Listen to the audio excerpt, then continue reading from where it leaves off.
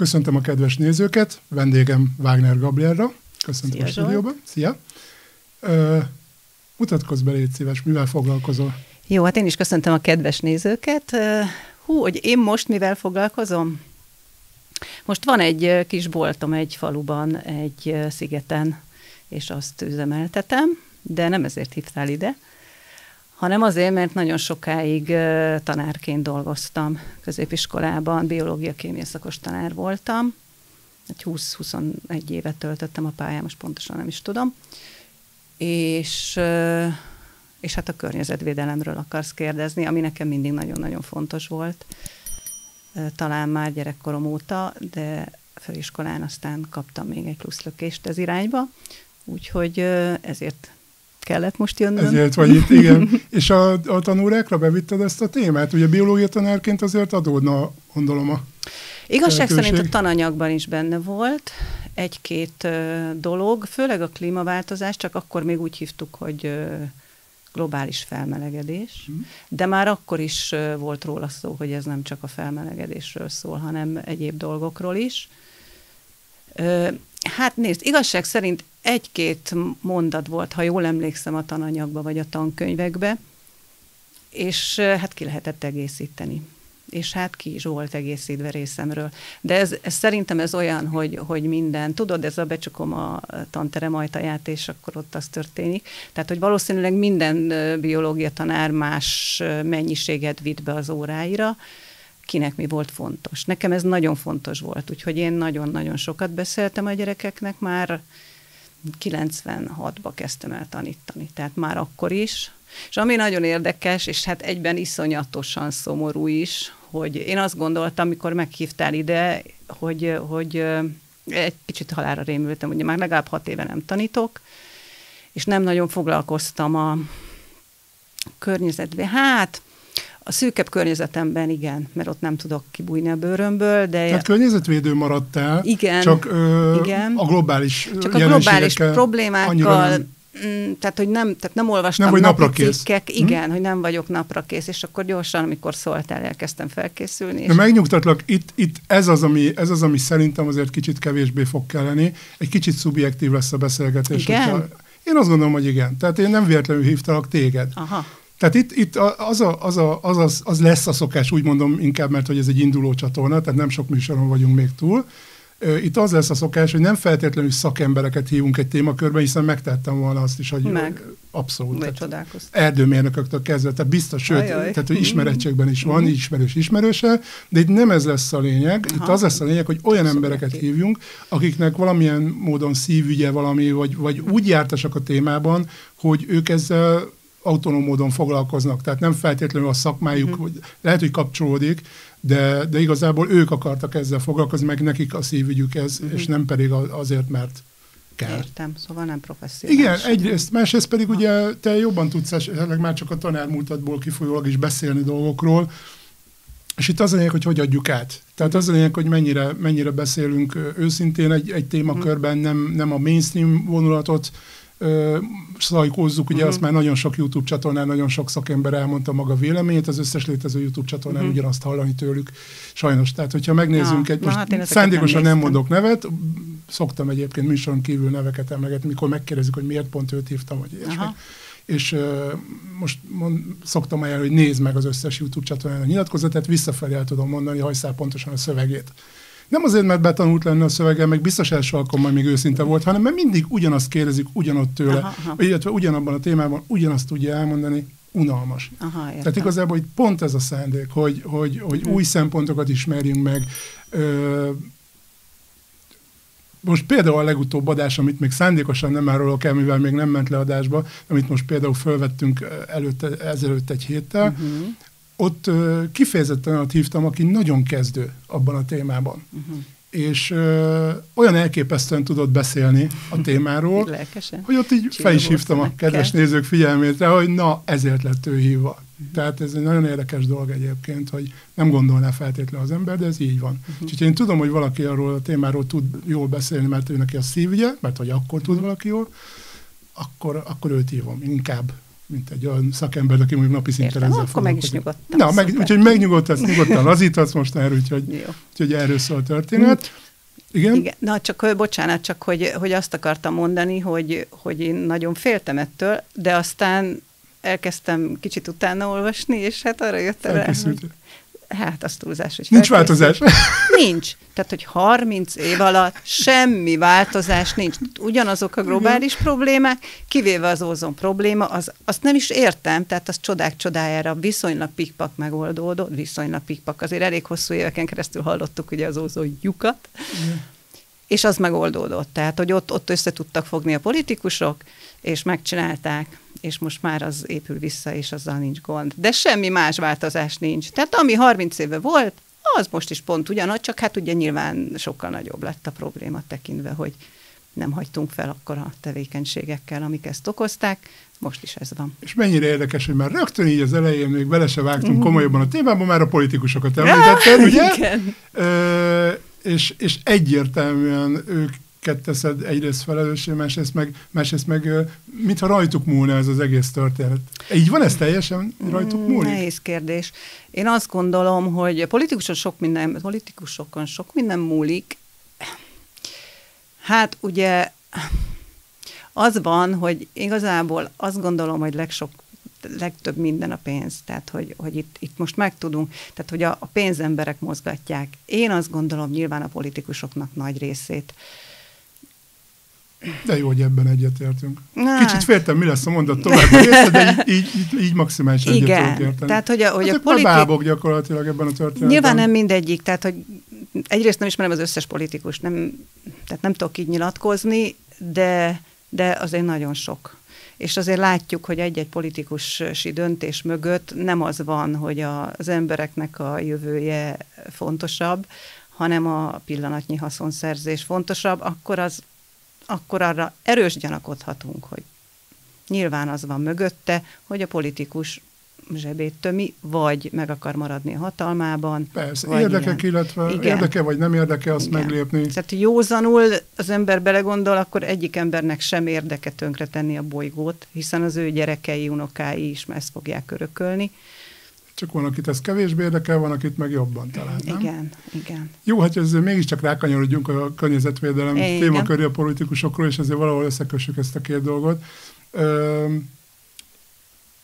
Vannak érvek és ellenérvek a környezetvédelem témakörben.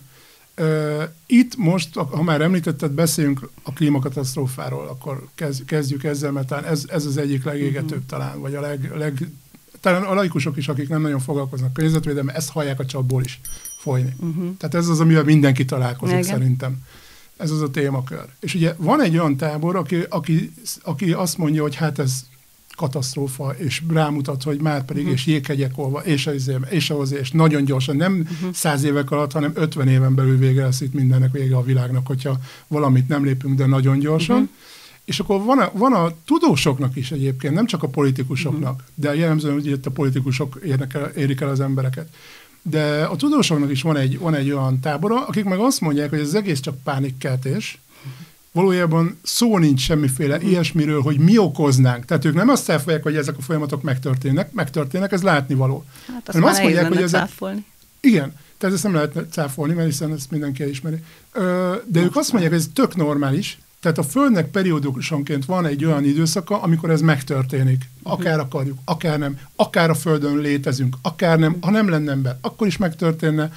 És valójában nem az ember telt róla, és szó nincs itt arról, hogy a gázok kibocsátása, meg stb., meg a városiasodás, meg életmód, hanem arról van szó, hogy ez egy normális dolog, és a politikusok, egyes politikusok ezt csak kihasználják saját érdekeik mentén. Lássuk be azért, hogy a környezetvédelem az egy óriási biznisz. Az egy dollármilliárdos biznisz. Tehát azért azt lássuk be. Tehát azért vagy nyugodtan beszéltünk euróba is, tehát az a pénz, csak amit az EU, azok a milliárdok, amiket erre fordít, azok ugye mind cégekhez vándorolnak, azért azt be kell látnunk. Végső soron. Vagy politikusok zsebébe, ahogy mondtad, vagy cégekhez vándorolnak. Tehát ez egy nagyon nagy biznisz. És amiben biznisz van, és pénz van, azt lássuk, hogy azt tolni is fogják nagyon sokan. Mi a véleményed erről? Te hogy látod ezt a kérdést? Jaj, most elég komplex volt ez. Ez nagyon mindegyik ilyen lesz, felkészítek rá. De mondom, nem kell megérteni, a véleményedre vagyok kíváncsi, tehát nem arról, hogy...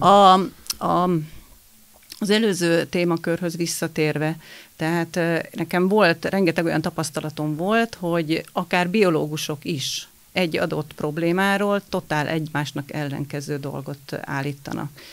És nem mindig, de néha, de bármiben, tehát ez nem csak ebben a témakörben, hanem akárhol. Azt tudom javasolni, nézzék meg, hogy kinek érdeke az, amit éppen állít, és kinek nem.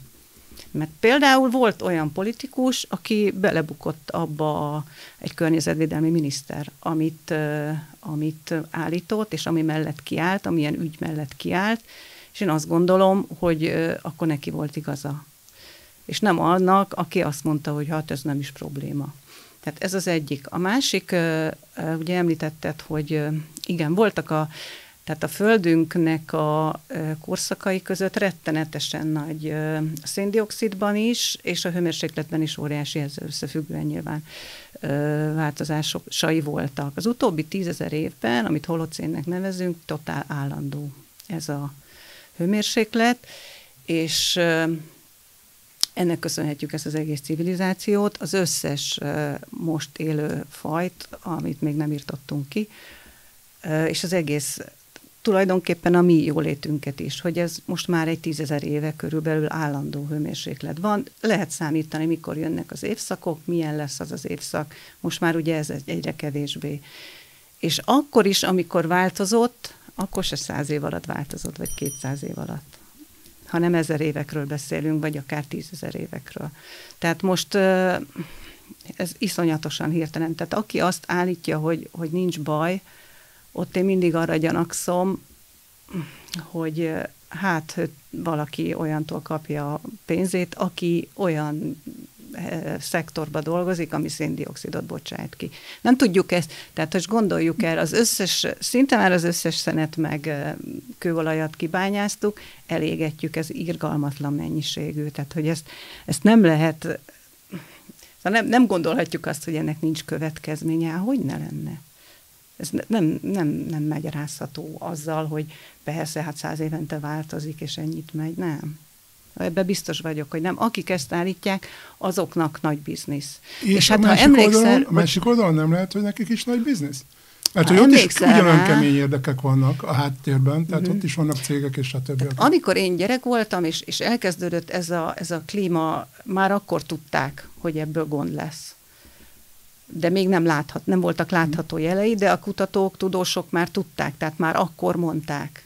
Tényleg 14 éves korom óta tudjuk, és mindig azt mondtuk, és akkor ért el ide. Tehát nem tudom, hogy ahol ezek az eredmények, kutatások megszülettek, azok lehet, hogy már 70-es évektől, 60-as évektől tudják.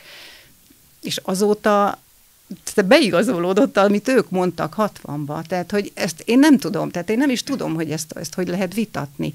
És mit akartam? Még valamit akartam ezzel kapcsolatban.